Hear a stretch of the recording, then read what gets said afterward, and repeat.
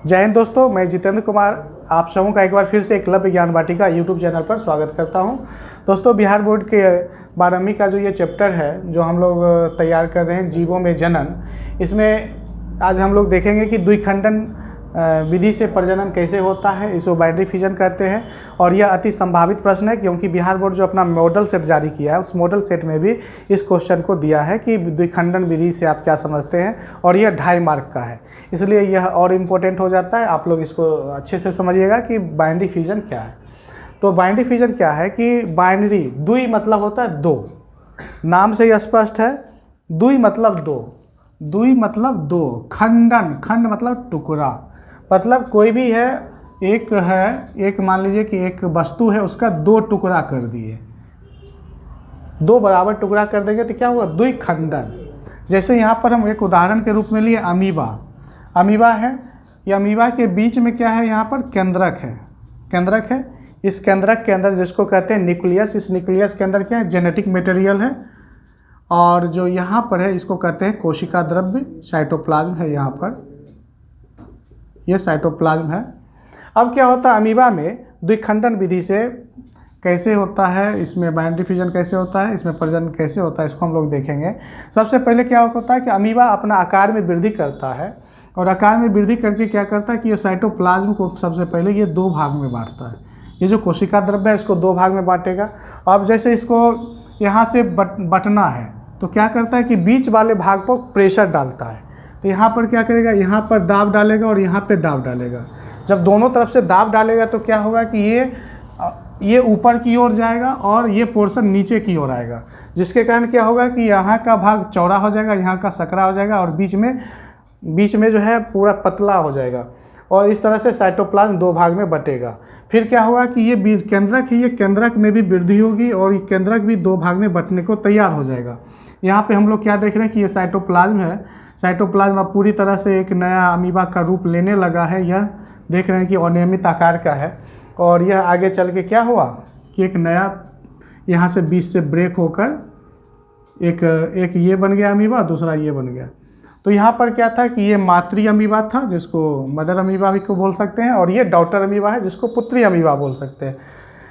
तो इसमें क्या हुआ कि सबसे पहले साइटोप्लाज्म की मात्रा में वृद्धि हुई, और साइटोप्लाज्म की मात्रा में वृद्धि होने से क्या हुआ कि 2 बराबर भाग में ये बटा। तो इसी चीज़ को हम यहाँ पे लिखे हैं कि जब कोई जीव अपने शरीर को 2 बराबर टुकड़ों में बांटकर नए जीव को जन्म देता है तो उसको द्विखंडन विधि कहते हैं, जो एकदम सामान्य सी चीज़ है। द्वि मतलब 2, खंड मतलब टुकड़ा। जब 2 बराबर भाग में बांट देगा तो उसको द्विखंडन कहेंगे। और इस प्रक्रिया में सबसे पहले मातृ कोशिका का जीव द्रव्य आपस में विभाजित होता है, फिर केंद्रक समान रूप से विभाजित होता है। केंद्रक समान रूप से इसलिए विभाजित होगा कि केंद्रक जब विभाजित होगा तो उसका आनुवांशिक पदार्थ भी जो नया अमीबा बनेगा या जो नया जीव बनेगा उसमें समान रूप से जाएगा, क्योंकि सेल का कोई भी एक्टिविटी है, उसका जो क्रियाकलाप है, चाहे वो शोषण है, पोषण है, प्रजनन है, कुछ भी है, उसको कंट्रोल कौन करता है, केंद्रक के अंदर जो आनुवांशिक पदार्थ है वही नियंत्रित करता है। इसलिए दोनों कोशिका में जाना जरूरी है। ये केंद्रक है। तो इस प्रकार क्या होता है, पुत्री कोशिका में जीव द्रव्य और आनुवांशिक पदार्थ आपस में समान होते हैं। और इससे पहले हम लोगों ने क्या देखा था, क्लोन का। जब मार्फोलॉजिकली और जेनेटिकली जब दोनों आपस में समान होगा, 100% समान होगा, तो उसको क्लोन कहते हैं। तो इस तरह से हम लोग कह सकते हैं कि अमीबा का द्विखंडन विधि से जो प्रजनन होता है वो क्लोन का निर्माण करता है। तो यहाँ पर हम लोग बहुत ही आसानी से समझ गए कि बाइनरी फिजन क्या है। इससे आगे हम लोग देखेंगे मल्टीपल फिजन क्या है, बहुखंडन विधि से प्रजनन कैसे होता है। चलिए आगे हम लोग देखते हैं बहुखंडन जनन क्या है, मल्टीपल फिजन क्या है। नाम से स्पष्ट है, मल्टीपल मतलब अनेक, बहुखंडन, बहु का मतलब हुआ अनेक, और खंड मतलब टुकड़ा।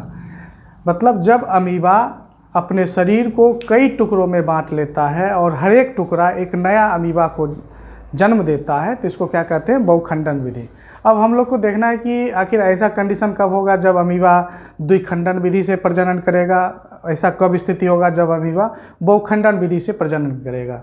तो जब समान स्थिति होती है तो उसमें अमीबा क्या होता है, द्विखंडन विधि से प्रजनन करेगा। लेकिन जब अनफेवरेबल कंडीशन होगा, मतलब असमान स्थिति होगा, तो यहाँ पर हम लोग देखते हैं कि ये अमीबा है, ये अमीबा का साइटोप्लाज्म है और ये न्यूक्लियस है। ये क्या है, केंद्रक है, अमीबा का केंद्रक है न्यूक्लियस, और ये क्या है, जीव द्रव्य है, साइटोप्लाज्म है। तो इसमें असमान स्थिति का मतलब हुआ जैसे कि तापमान ज़्यादा हो जाए या तापमान कम हो जाए। कहने का मतलब है कि मान लिया जाए कि किसी जगह का, जैसे अमीबा किसी तालाब में है और उस तालाब का ऐसा हो कि गर्मी का मौसम आ जाए और इतना तेज़ धूप हो, इतनी प्रचंड गर्मी हो कि पानी सब सूख जाए, तो फिर क्या होगा कि वहाँ पर इतना ज़्यादा टेम्परेचर है कि अमीबा का ज़िंदा रहना संभव नहीं है। तो या फिर मान लिया जाए कि इतनी ज़्यादा ठंड पड़े, माइनस में टेम्परेचर चल जाए, -25, -30, -40 डिग्री टेम्परेचर चल जाए, फिर वैसी स्थिति में भी अमीबा का ज़िंदा रहना संभव नहीं है। या मान लिया जाए कि कोई ऐसा स्थिति है जहाँ पर अमीबा है और वहाँ का pH मान बढ़ जाए या घट जाए या फिर आर्द्रता में परिवर्तन हो जाए, तो ये सब क्या है, अनफेवरेबल कंडीशन है। अमीबा जिस टेम्परेचर पर, जिस pH मान पर, जिस आर्द्रता पर जिंदा रहता है उससे कम या ज़्यादा की स्थिति हो जाए तो उसको असमान स्थिति कहते हैं। जब ऐसी असमान स्थिति हो जाए तो क्या करेगा कि वो अपने चारों तरफ एक सुरक्षा कवच का निर्माण करेगा। ये उसका अमीबा का सुरक्षा कवच है, जिसको क्या कहते हैं, पुट्टी, या इसको इंग्लिश में कहते हैं सिस्ट। ये अमीबा है जो अनियमित आकार का है। ये अपने चारों क्या एक मोटा सा लेयर, जिसको थिक लेयर है, उसका निर्माण करेगा, जिसको कहेंगे पुट्टी। और ये क्या करेगा, अब यहाँ पर ज़्यादा तापमान भी पड़ रहा है तो अमीबा तो अंदर में है, इसके ऊपर सुरक्षा कवच है, तो सुरक्षा कवच है तो क्या होगा कि तापमान अगर ज़्यादा है तो ये पुट्टी पर पड़ रहा है, सिस्ट पर पड़ रहा है, अमीबा पे तो नहीं पड़ रहा है, या तापमान कम भी हो रहा है तो अमीबा अप्रभावित है।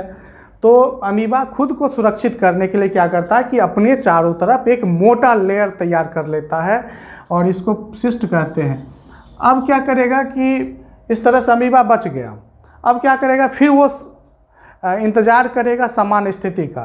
तो हम अभी देख रहे थे कि जैसे गर्मी ज़्यादा हो गया, तो किसी तालाब में अमीबा था और गर्मी ज़्यादा हो गया तो क्या हुआ, तालाब का पानी सब सूख गया।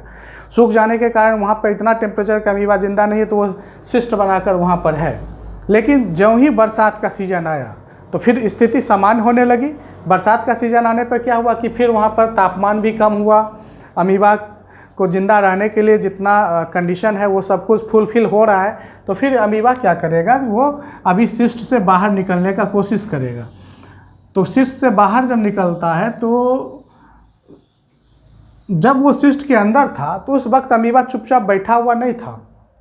उस समय अमीबा क्या कर रहा था कि इसके अंदर जो एक अमीबा के अंदर जो साइटोप्लाज्म था और उसके अंदर जो न्यूक्लियस था वो कई भागों में टूटा। कई भागों में टूटने से क्या हुआ, जितना टुकड़ा में टूटा हर एक टुकड़ा एक नया अमीबा बन गया। और जो ही फेवरेबल कंडीशन आया, समान स्थिति आया, तो ये क्या हुआ कि ये सिस्ट फट जाएगा और फट कर टोटल अमीबा बाहर निकल जाएगा। तो ये पुत्री अमीबा जो होगा कई भागों में निकला है, इसलिए इसको मल्टीपल फिशन भी कहते हैं। तो जो अभी हम बोले उसी को यहाँ पर लिख दिए हैं कि जब कोई जीव अपने शरीर को अनेक भागों में बांटकर संतति जीव का निर्माण करता है तो उसको बहुखंडन जनन कहते हैं। यह असमान स्थिति जैसे ताप, ठंडा, गर्मी, pH मान, आर्द्रता की स्थिति में अमीबा अपने चारों ओर एक मोटा आवरण बना लेती है जिसे पुटी कहते हैं। पुटी असमान स्थिति में सुरक्षा कवच का कार्य करता है। इस पुटी के अंदर अमीबा अपने जीव द्रव्य और केंद्रक को कई टुकड़ों में विभाजित कर लेता है। पुनः समान स्थिति होने पर बहुखंडित अमीबा अनेकों पुत्री अमीबा में बदल जाता है और इस प्रकार यह बहुखंडन जनन का एक उदाहरण है। तो अगर हम लोग जहाँ इतना जो हम 4 पॉइंट लिखे हैं, चारों पॉइंट को एक डायग्राम के द्वारा समझने का प्रयास करें तो सब कुछ स्पष्ट है। तो इसलिए हम लोग जब भी परीक्षा में आंसर राइटिंग करें तो डायग्राम को ज़रूर बनाएं। डायग्राम बनाने से क्या होगा कि आपका जो भी यहाँ पे लिखा हुआ है, जो भी कंसेप्ट है, स्पष्ट रूप से झलकेगा और एग्जामिनर जो होंगे, जो आपकी कॉपी को जांचेंगे, उस पर भी अच्छा प्रभाव पड़ेगा और आपको अच्छा मार्क्स देंगे। अगर हम लोग धार्मिक कहानी को भी देखें तो एक नाम आया था रक्त बीज का, जितना बूंद खून गिरता था उससे एक नया रक्त बीज तैयार हो जाता है। तो वो भी लगता है कि एक बहुखंडन विधि का ही उदाहरण है। अगर इसको हम मजाकिया लहजा में देखें तो वो भी क्या है कि बहुखंडन विधि का उदाहरण है। तो प्रकृति में जो अमीबा है वो सामान्य रूप से द्विखंडन विधि से प्रजनन करता है, लेकिन अनफेवरेबल कंडीशन पर और समान स्थिति होने पर क्या करता है, वो बहुखंडन विधि से प्रजनन करता है, क्योंकि उसको अपना एक सुरक्षा कवच भी तैयार करना है। और सुरक्षा कवच के अंदर वो क्या करता है, अपने शरीर को कई टुकड़ों में बांट लेता है और हर एक टुकड़ा एक नया अमीबा को जन्म देता है। इस तरह से हम लोगों ने अभी ये द्विखंडन और बहुखंडन विधि को समझा। और ये दोनों क्वेश्चन इस बार का गेस क्वेश्चन है जो बिहार बोर्ड ने मॉडल सेट जारी किया, उसमें 2.5 नंबर द्विखंडन विधि को और 2.5 नंबर का बहुखंडन विधि का क्वेश्चन सेट किया है। इस तरह से अगर आप इसको तैयार कर लेते हैं तो आपका 5 मार्क्स फिक्स हो जाता है। तो हमें उम्मीद है कि आप लोग ज़रूर इसको देखेंगे और इसका आप स्क्रीनशॉट लेकर आप इसे नोट डाउन कर लीजिए पेपर पर। और फिर भी अगर समस्या हो तो आप कमेंट सेक्शन में ज़रूर लिखें, ताकि आपके समस्या का निराकरण किया जा सके। Thank you.